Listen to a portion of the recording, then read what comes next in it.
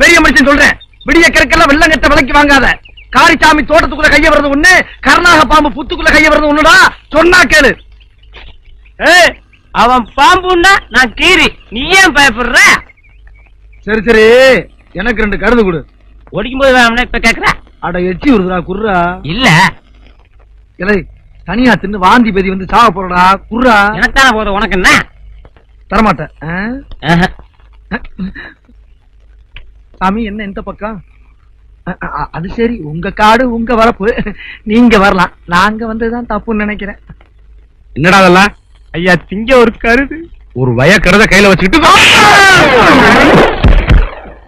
இனிமே இந்த பக்கம் உங்களை பார்த்தேன், வெட்டி புதைச்சு தென்னகடை நட்டு போடுவேன். ஏய் சோனமுத்தா, டேய் டேய்